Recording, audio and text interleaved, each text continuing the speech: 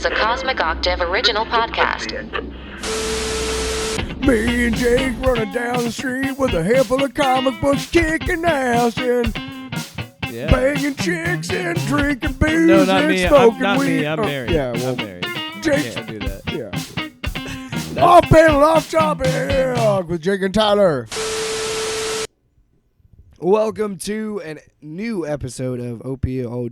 If you can tell, I am dealing with getting over a cold that my child gave to me. Yep. First of many that I will have to deal with, but I love him. It's not his fault. He's probably the coolest thing I've ever seen in my life. As I sit here, I'll be drinking a lot of tea. I spent a lot of time with him this morning, and I got to be honest, he's probably the coolest thing in the universe. Babies are amazing because they really do make you deal with different kind of. You fuckers gave me your cold. I talked about it on the dad pod with Luke. It's just weird because it's such a complex relationship. Of you feel simultaneously insignificant, but also the most important. And I joked with Ashley about this because he's starting to learn how to roll, and he's starting to. Yeah, he turned himself completely around. And he's starting to learn how to kind of.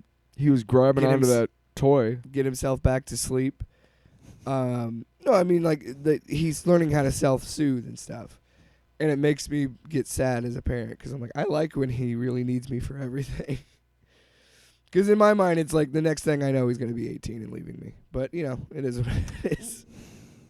I don't know. I'm kidding. I told you last. No, I get it. We talked about it last night. Yeah, I'm in no rush. I was stepkid. I was older. stepson. I was stepdad to three awesome boys, and the oldest one, I didn't understand the whole, time goes by so fast until it happened to me. You should come on the dad pod sometime, and we'll have a stepfather perspective about it because I'm someone who's had step parents. I know that in a lot of ways I was a better dad to them than their real dad, but I also know that I could never replace their real dad. I always feel bad. And I never wanted to. And I always feel bad because I was always kind of a jerk to my stepdad.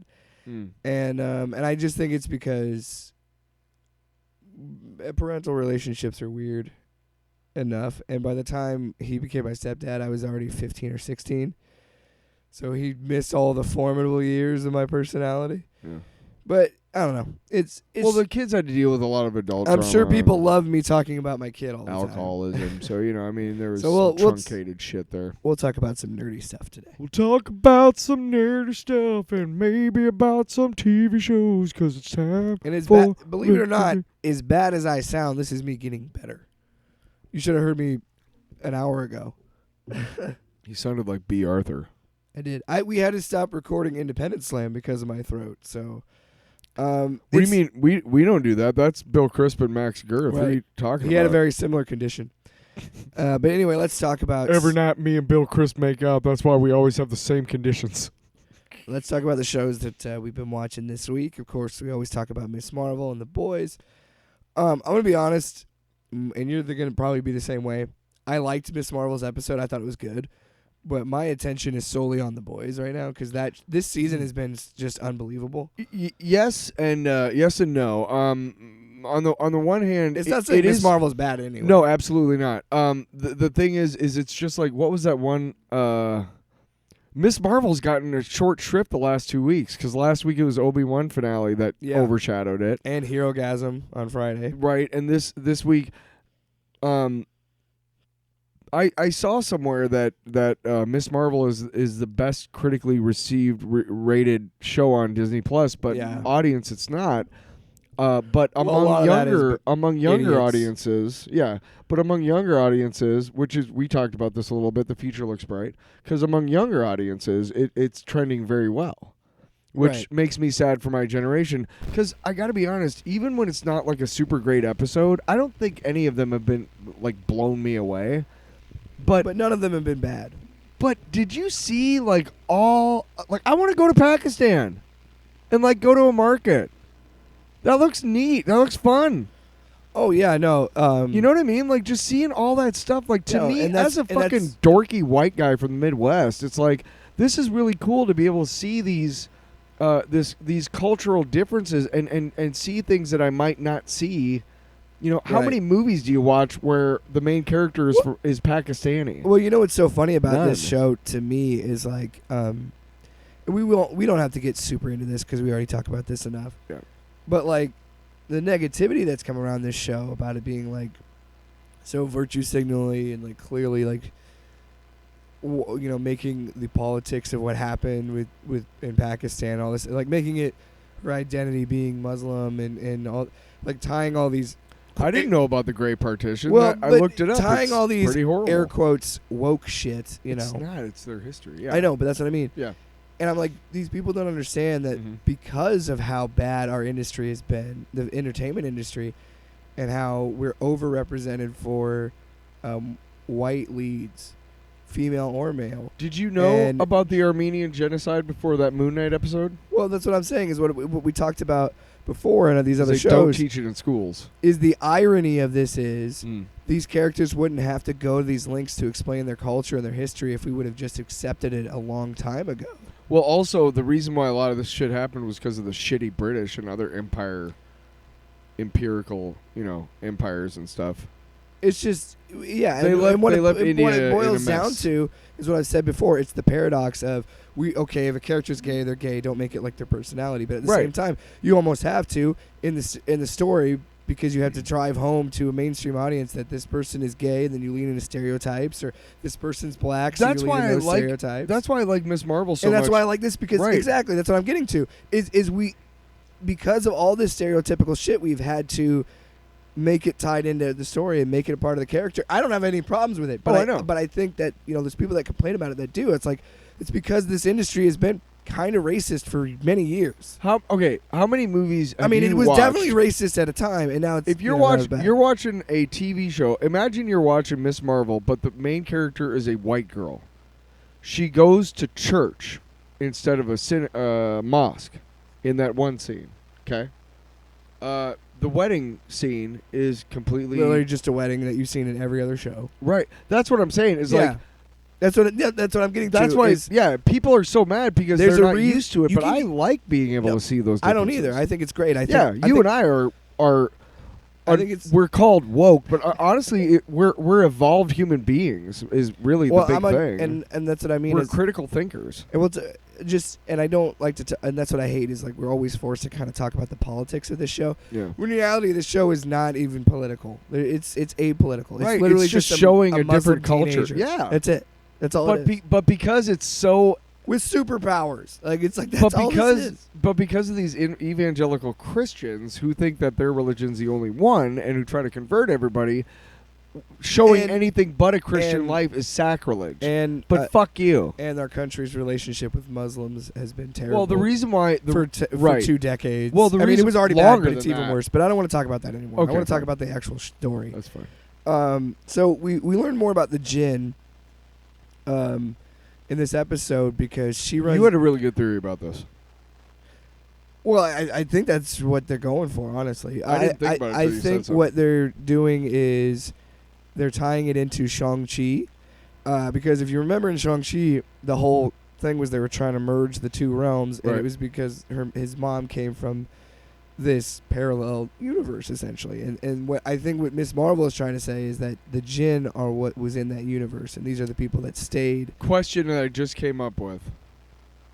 If they're the same, shouldn't they know that weird way to get home that they used to find? I'm not even saying that. I You mean, say- maybe they're a different group of people that was Gotcha. on that in that same, you know. And that's kind of what I'm thinking. I'm thinking this is going to tie to Shang-Chi in some way. I like Because the it's theory. honestly the same idea. But the question that it's came up literally in the my same head plot, kind of though. poked holes in it a little bit.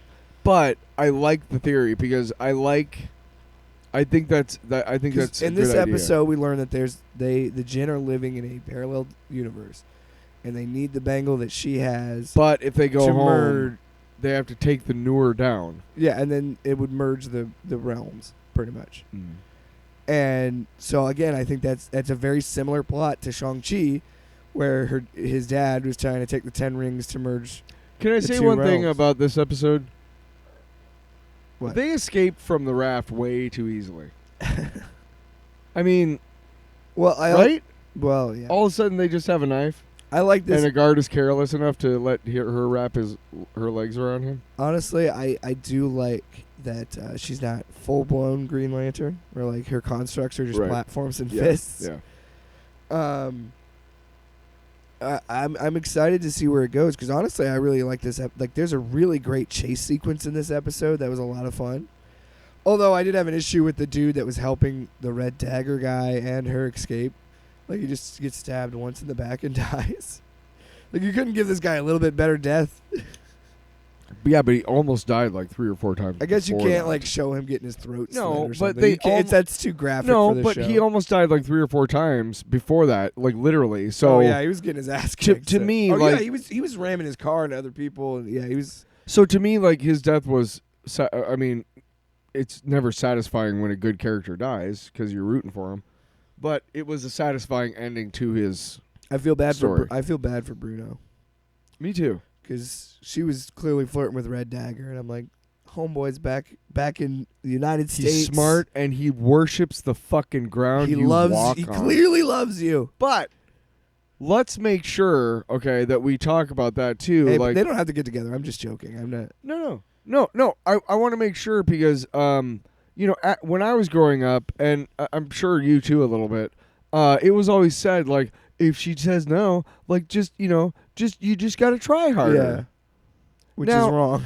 Right. Now, Kamala Khan not going for Bruno is totally her purview. Absolutely. Just because we know that Bruno is such a great guy doesn't mean that she might. And it would be a little but no means no, Bruno. It would be but I do feel bad because he is such a good fit. It would be cliche for those two to end up together, though. Yeah. But they would be so perfect together, though. I don't know. We're shipping them. Maybe Kamala just needs to be by herself. Okay? Maybe. She don't need no man. You know? You know what? That's probably I gotta true. say, Ashley said the same thing I did. I hate domino masks. They're so pointless. Who are you fucking... Somebody's... You know how easily... just because you're blocking your eyes... doesn't mean people can't see who you... Like, say what you will about that Green Lantern movie from 2011, where the best thing about it is when she said, it's you, I've seen you naked. You think I don't know who you are just because I can't see your cheekbones? Like, that's my point. I've always hated those masks. But, yeah, it's whatever. Why don't you just bitch a little more? You think domino masks are a good way to conceal your identity? Yeah, I fucking do. You know what else? I think fucking fake glasses and pretending you're a reporter is a great way to protect your identity, Don't too. you ever talk about Clark Kent. He was a good friend of Superman. Clark Kent's a bitch. He was not Superman. Clark Kent's a bitch. Whoa. Take it easy. No, overall, all of a sudden Tyler's cut in half by red-hot laser beams from somebody's eyes. Overall, I think it's good. But again, I think this is only going to be 6 episodes, right? Yeah, that was 4, right? Well, yeah. This is the same thing. It's like, Disney, stop it. You don't need to make 6-episode shows. Stranger Things, this last season, has been phenomenal. And I loved every minute of it because every episode was an hour and a half. It was a full-on movie. It was an hour and a half. The finale is 2.5 hours because it's given enough time to tell the story they want to tell. And I think... Yeah, but if you rewatched it, wouldn't you be like, there's a lot of filler here? I don't think so in the 4th. All right. Because they were in the 4th... in the entire 4-season run is what I'm saying. Yeah. From what I understand, every episode is movie length. Yeah, it is. Every episode. I think the shortest From episode... season 1 to season 4, the they're all... shortest episode I saw was, I think, 67 minutes. Yeah, that's what I've heard. That's what I mean. Is if you're gonna, and I think that's good. I think that's gonna set a precedent to trying to change up the streaming service and stuff again because it's been stagnant. And so I would, if you're gonna do 6 episodes, fine, but at least make them 90 minutes or 80, like 60 to 80 or 60 to 90 minutes an episode. Also, I will be fine watching that if it's a good enough story. I want to say stop because I wanted to make sure I got that out before I got sidetracked. What were you saying? If every show is like 45 minutes or whatever, that's fine. But don't give me any shit that feels like filler. If you're going to... No, I'm sorry, but... Every minute better be accounted for and better be fucking important to the story. If you're going to do what Marvel's trying to do, you have to make... I feel like you have to make 8 episodes. 8 is a good number to me. Look at The Boys. Which we're going to be talking about. I'm not sure. You know what? We'll segue into that. I'm not sure if you knew this. We'll segue into The Boys right now. But I'm not sure if you knew this, but there was a sitcom back in the day called 8 is Enough. Hey, Disney, you fucking listening? Huh? Well, no, look at The Boys. The Boys is a great example. Barry, every season is 8 episodes. Well, The Boys every season is 8 episodes, Mhm. and it works because they make the most time of each, and they are only an hour, None of it feels like filler. but it doesn't feel rushed. Whereas if it were only 6 episodes, it feels rushed. It's the same. And I said this earlier. I said the same thing about The Boys so much is like Moon Knight and all these. Loki still is pretty solid to me. WandaVision is still solid, but there's like Hawkeye was okay. I enjoyed it. Like it was a fun holiday thing, but it like a lot of these MCU shows are not on the same level as The Boys, and The Boys No. is like pushing the boundary of what they could do in the genre. Oh, yeah. And it's funny because it's Lots of boobs. it's funny because of how much Lots of of a penises. straight up comedy it is and a satire more than. But then you have the fight in episode 6 with Homelander, Soldier Boy, and Butcher. That's fucking amazing. Oh, yeah. And then you get to this episode where you have these huge character moments, and this is what I love about the show. They brilliantly told a backstory to 2 separate characters, but with different art styles. And that was fucking rad. And that is something that I love about these shows is they've managed The noir to scenes figure out were that fucking hour. top notch. They have figured out how to really use that hour-long runtime in their shows. And that's what I'm saying is I want Marvel to understand, like, don't copy The Boys, but look at how they tell their stories and accept Yeah, that look at the structure that they use. you can do more than 6 Take episodes. note. You know what's really funny is neither one of us. I think it was episode 5, but it's where they kill Crimson Countess. But they show it's her episode 5. online with Seth Rogen, Anal beads, yeah. Sir Comes a Lot, and he 1776. accidentally comes too fast. Yeah, And we get to see Seth Rogen's vinegar strokes. classic. But I thought that because I don't know. Did you know he's an executive producer? Yeah, I didn't know that.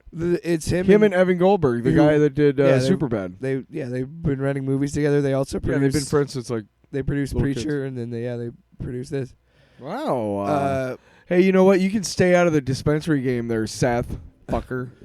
No, No, seriously, he's another rich white guy who's fuck off, man. you're just mad because you don't have your own weed. Yes. That's what it is. Oh, does he just have his own Jealousy. brand? Yeah, Oh. whatever. Anyway, if you're in a legal state and you're a celebrity, you're selling weed. Kevin Smith has his own weed.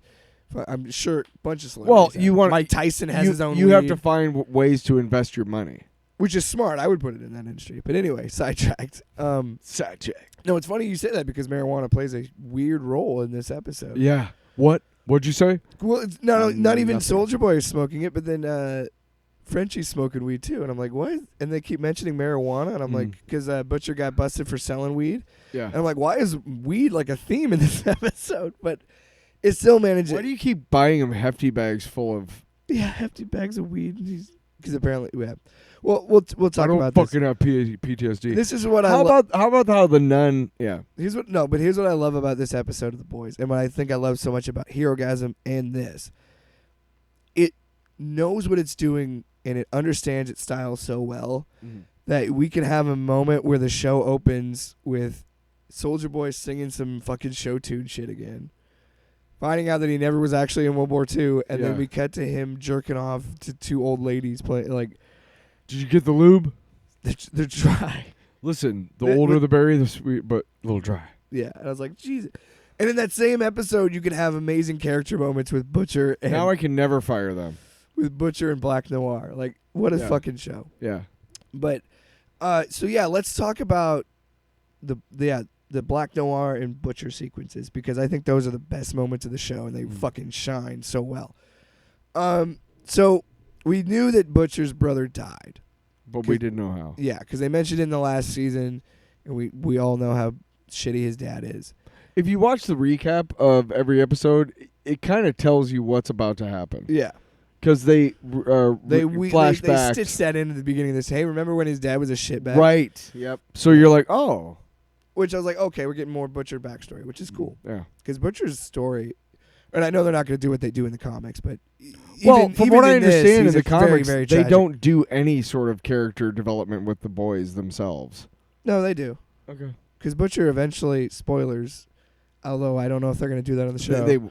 But in the comic, Butcher is technically the final boss because in the comics, Black Noir is a clone of Homelander who was like took pictures of himself like eating a baby and like really nasty shit, pinned it on Homelander, and then that's what made Homelander go crazy and take a coup and kill the president and all this stuff.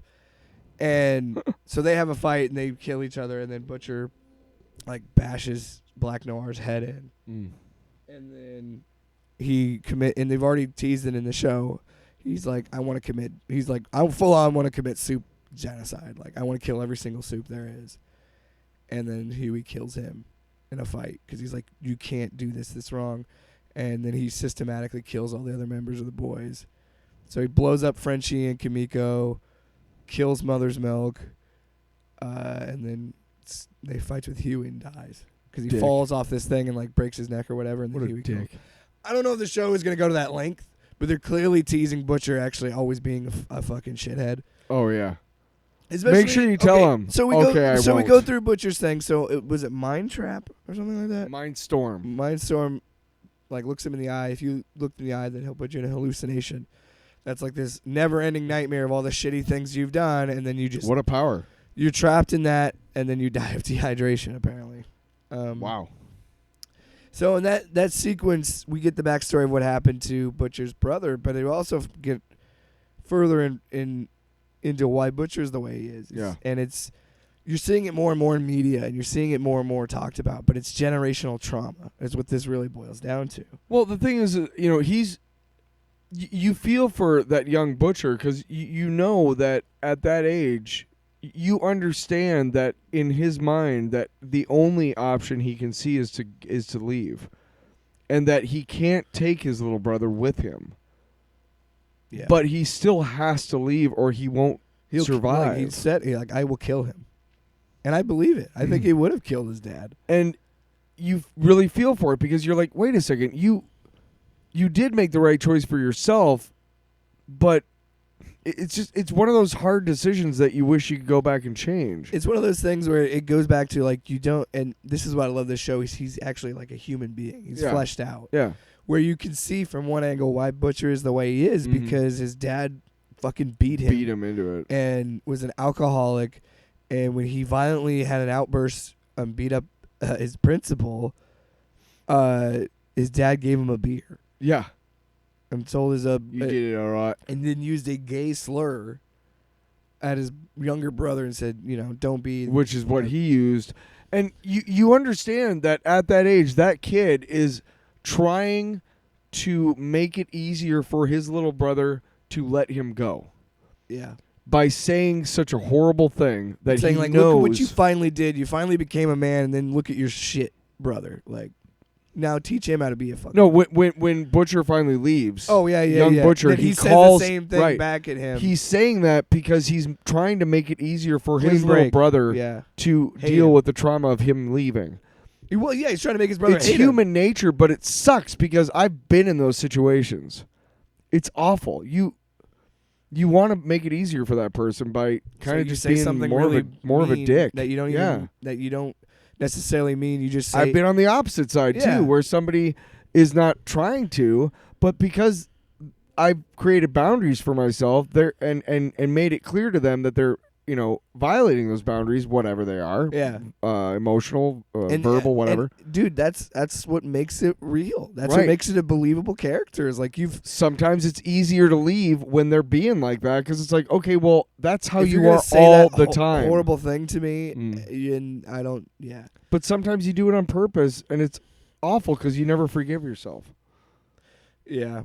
Yeah, and I know what you're talking about. I've been in situations where there's just been an argument, and I've just said something too far, and I know I shouldn't have done it, but it's like, at some point, people get to boiling points. I've gotten to an age now where if that happens to me, I almost immediately apologize. That's what makes Butcher so complex. Is in that same breath, you're like, I understand that, but that's still something you shouldn't have done. Yeah, I understand it. That doesn't mean I condone it. Yeah.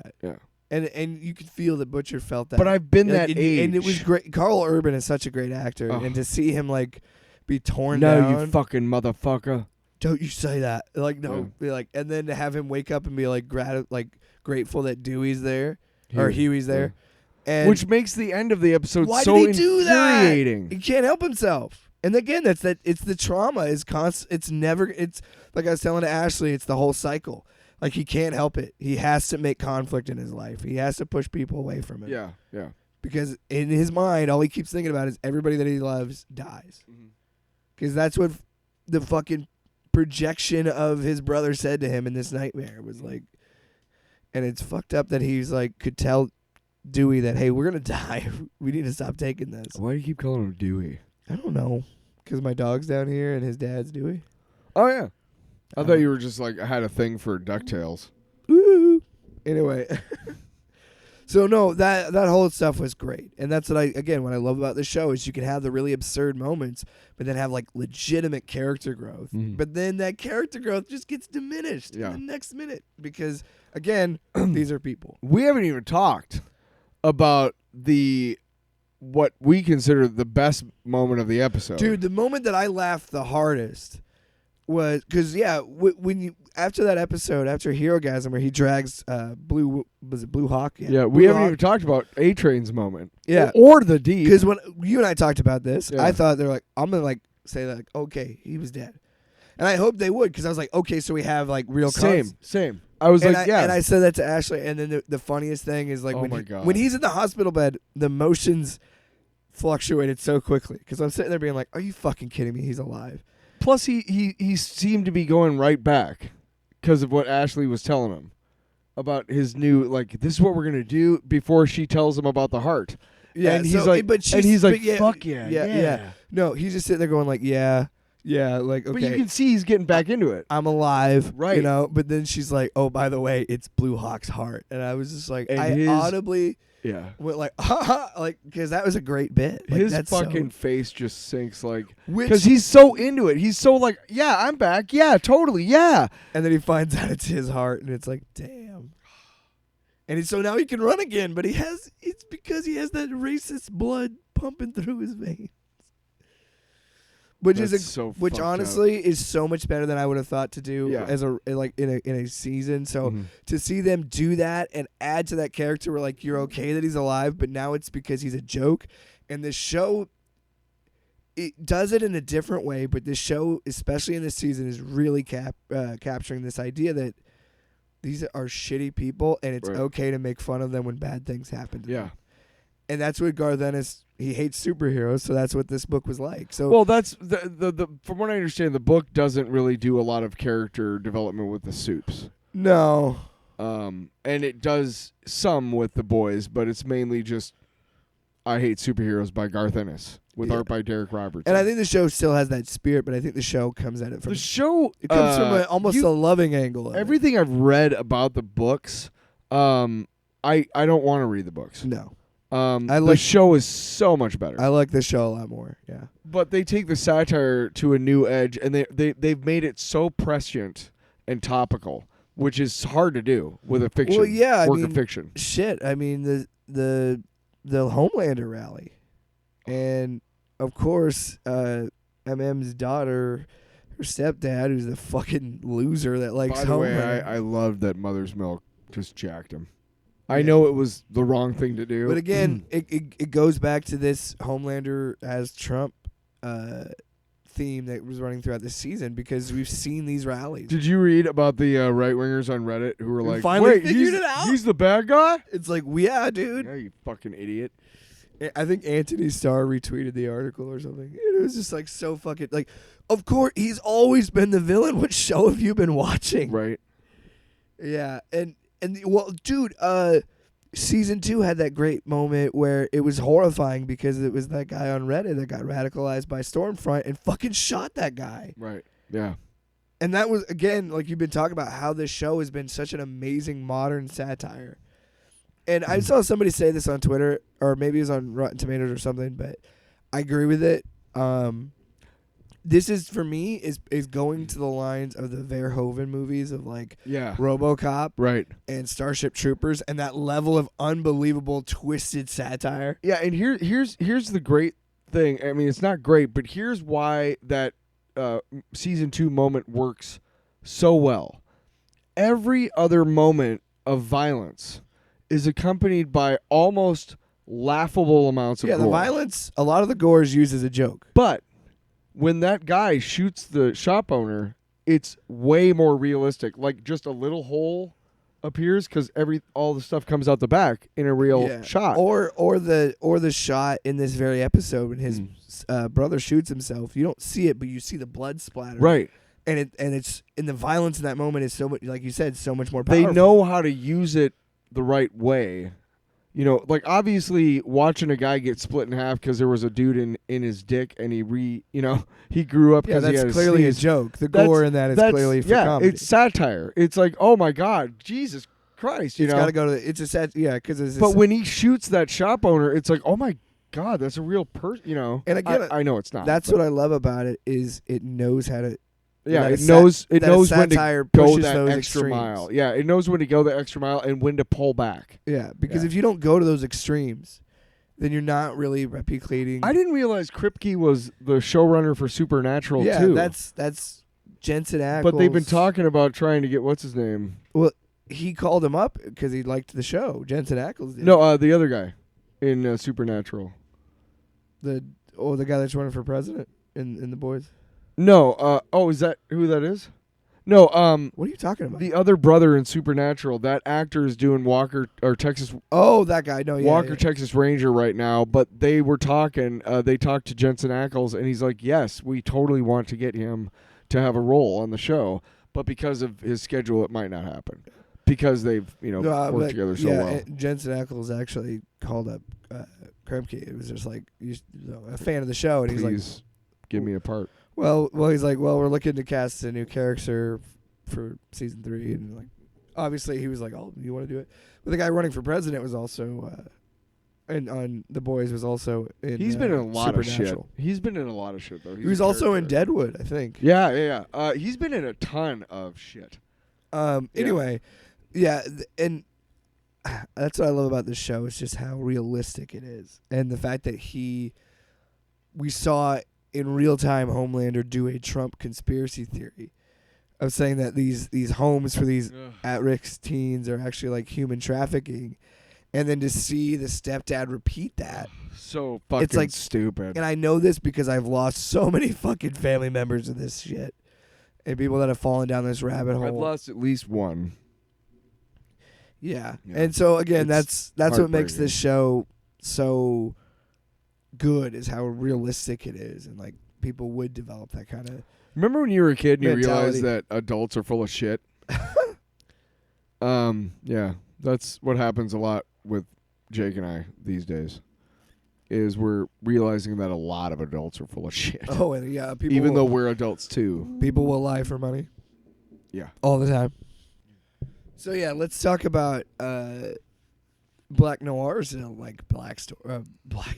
backstory, and how they did it. And again, this is what I love, is how they were, like I mentioned earlier, how they were able to do 2 character building. Yeah, essentially exposition dumps. Yeah. But they were done in such a creative way that it was fun. I really liked how at one point he got up and moved his chair to get away from the cartoon animals. So we find out that he put himself in the corner. Clearly Black Noir is really fucked up. Well, when you see what fucking Soldier Boy did to him, Jesus Christ. And so that's why it was cool to see. So now that you find out that because what I thought he was doing when he took the chip out was like he was going to go off the grid and find Soldier Boy. Right, yeah. And so I think it was great that they did or that he was running away.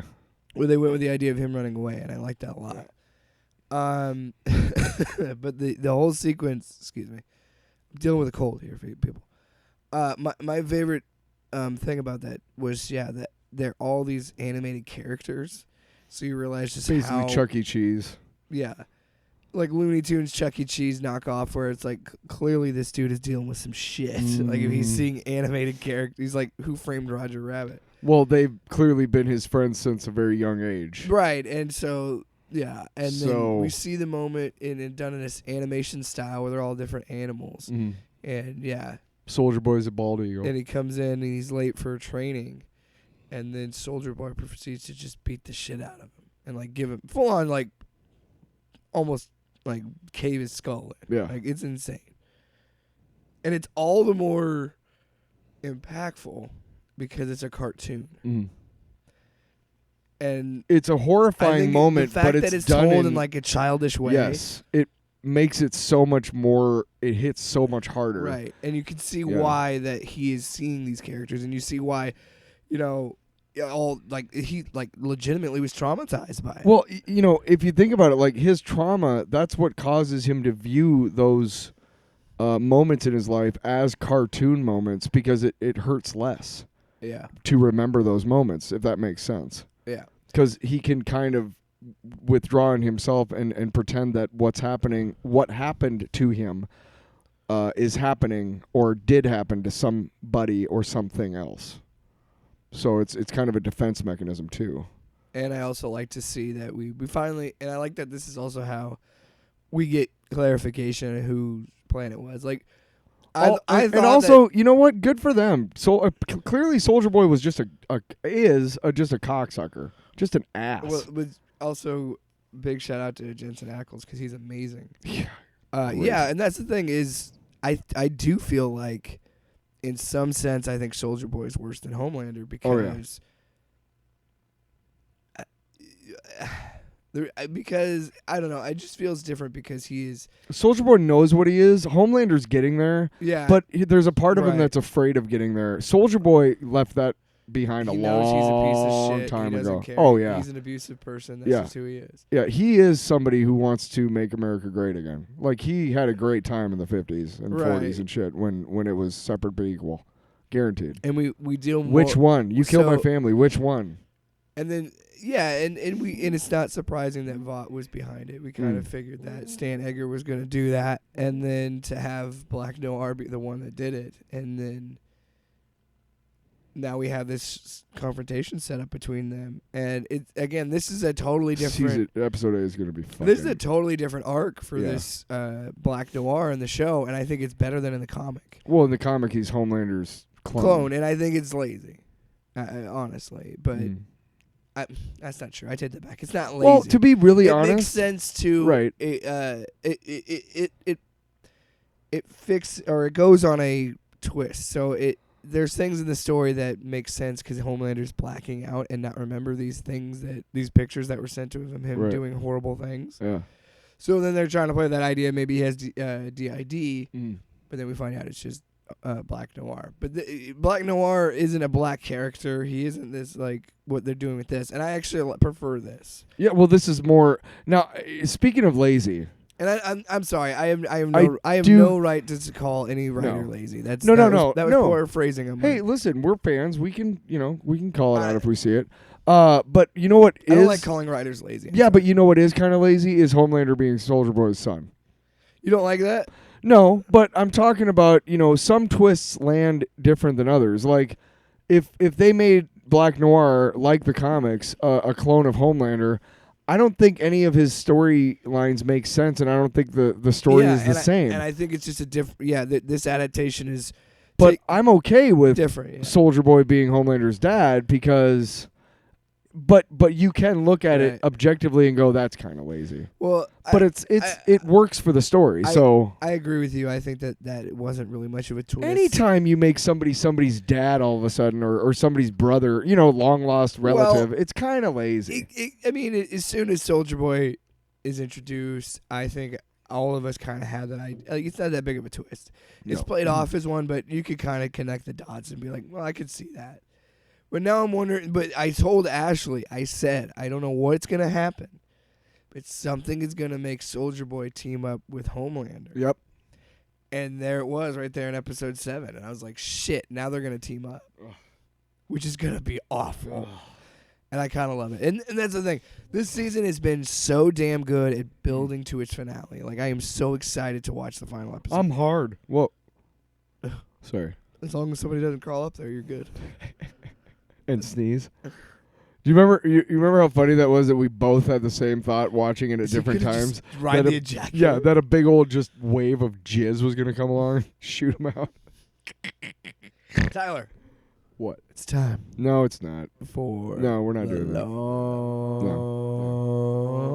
We're not doing long box. I'll give you one, the Beta Ray Bill. Okay, go for it. No, I finally.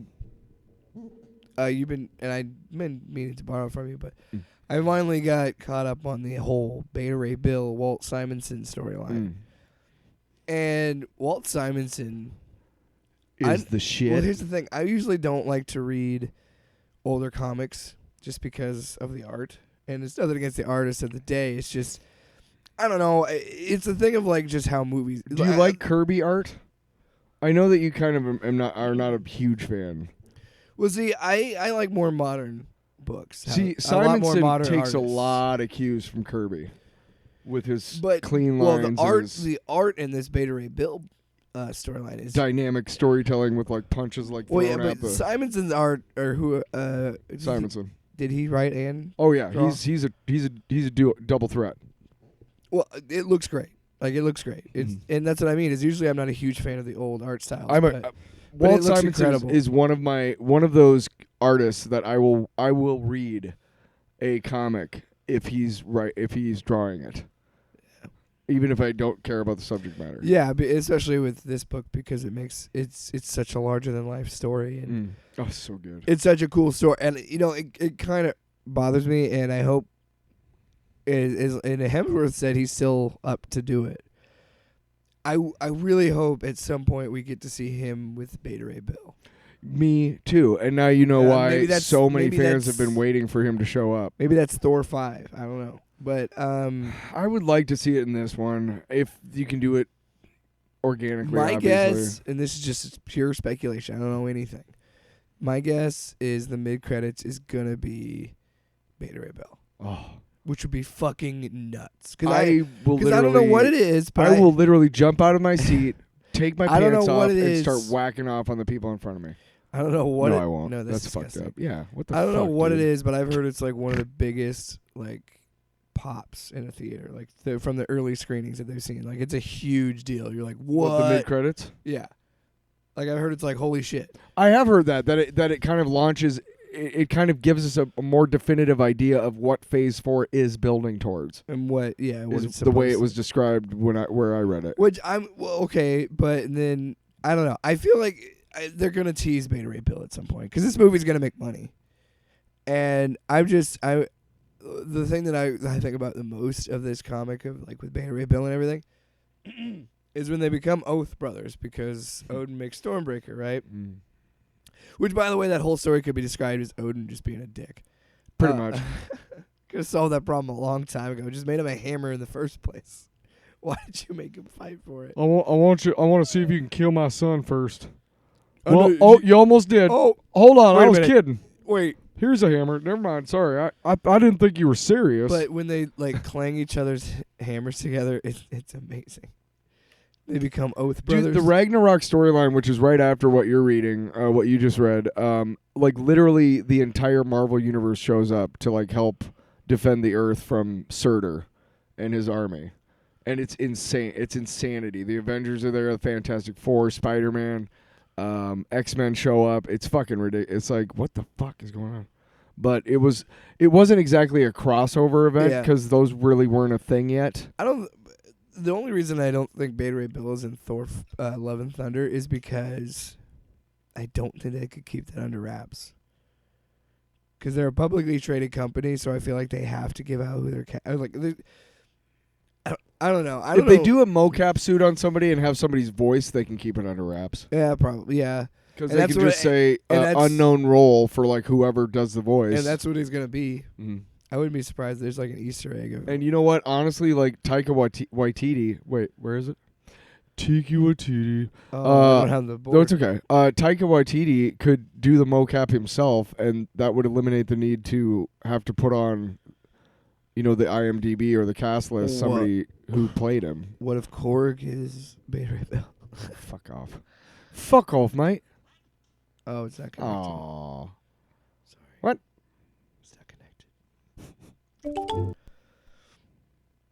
What?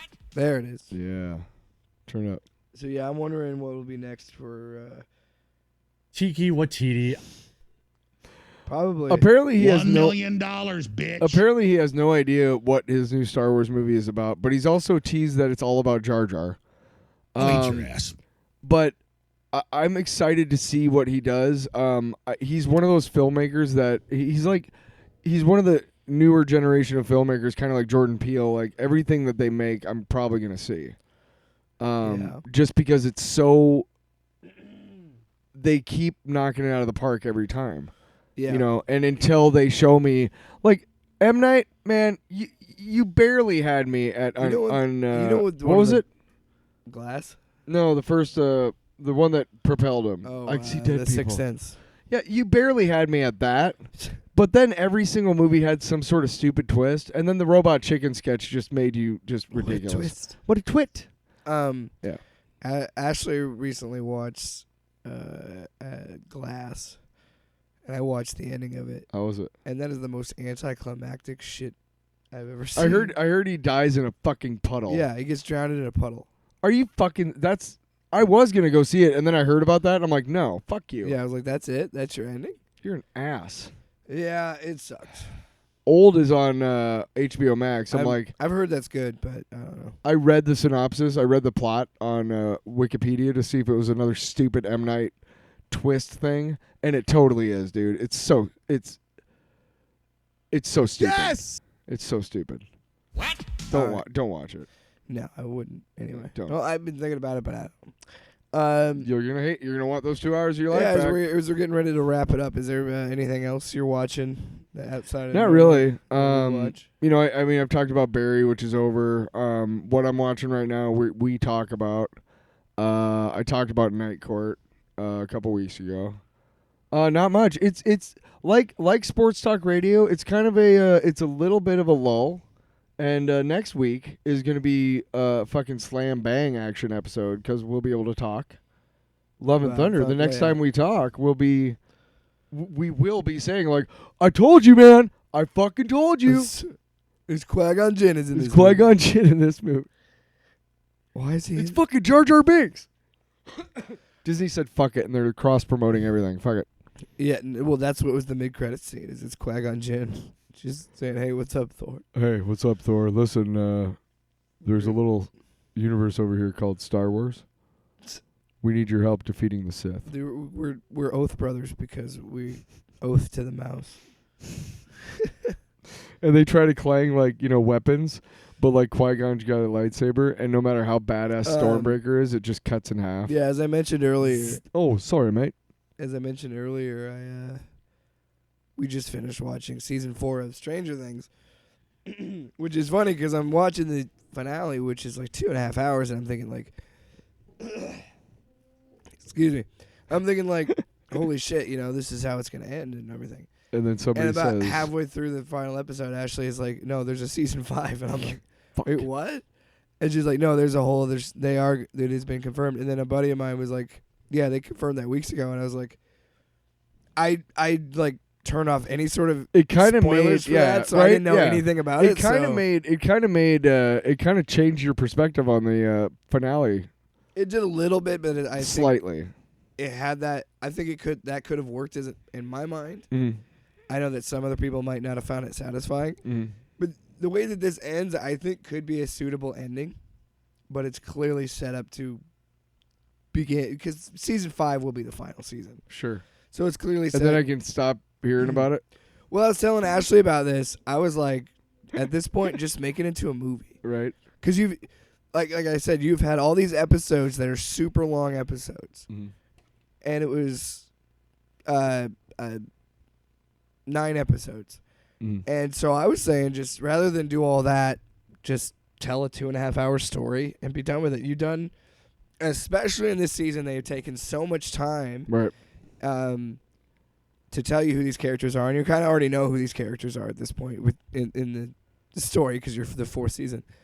But there's really no other stone left unturned from the past. And I think to just go forward, I feel like you could wrap up this story. What about that one character like who shows up in season 1 and like never shows up again? Who's that character? I read about a character who shows up in season 1 and is like tied to 11. and this person disappears shortly thereafter and is never mentioned or heard from again. I don't remember. Somebody from the hospital or whatever that she's from. I don't know anything about this show. For I'm just saying, if they're gonna do a final season, then just make it like just make it a fucking trilogy, 2-hour episodes, or just like try and make. Well, maybe they're gonna, Jake. Why don't you stop being one of those toxic fans and telling creators how to create? Shit. All right, that's enough. That's enough of that shit. Anyway, yeah, that's really all I've been watching is outside of the stuff that we normally talk about, is Stranger Things, and now that's over. So now I don't know what I'm gonna do with my life. Right? What? It's at least another month away before we can start drafting for fantasy football. You're right. It is kind of a lull of like shit. You know what? I should catch up on Winning Time. Is what I should. That's what you should do. That's great show to binge. You'll knock yourself silly. Is that gonna be? I don't know if I want to do that. Is that gonna be a quote for the box art on Blu-ray? Knock yourself silly. Off panel, off top. Tyler Allen, off panel, off topic. Squatch Detective. My favorite is when it's from Tyler Allen, Squatch Detective. When you get a donation and they're really terrible movies, but they still have blurbs on like the cover. Yeah. I can't think of any specific movies, but just really bad ones that are like in the $5 bin at the gas station, and the blurbs are like from like, you know, like Kathy on Twitter. From like Squatch Detective. They're like the most random website. Kathy on Twitter says it's 4 stars. From Ain't It Cool News. Anyway, that's it for this week's episode. A little bit shorter than we're used to. But but we're tired. Almost about an hour. We're tired. As you can tell, I've been battling a cold and losing my voice. And he's sick and I'm tired. We just recorded Independence Slam last night, so yeah, it's been a long few days. Jesus. Was that for the audience? Yeah. I put the mic out of the way. Oh. You son of a bitch. Anyway, thanks so much for listening to this episode, and if you'd like to check out OPOW, you could do that. You could. You should. We're gonna also try and put more clips of the podcast up on the YouTube. I know we've been slacking on that. Well, we've been busy. I have a family, damn it. They need me. Anyway, thanks so much for listening to another episode of Off Panel Off Topic. Tyler, what are we gonna play us out to? This? $1 million, bitch. How about this? Pizza time. How about this? Godspeed, Spider-Man. No. How about this? What? You are nothing but garbage, yeah. Nothing but garbage, Gaina. No. Nice. And that's it. Off Panel Off Topic with Jake and Tyler.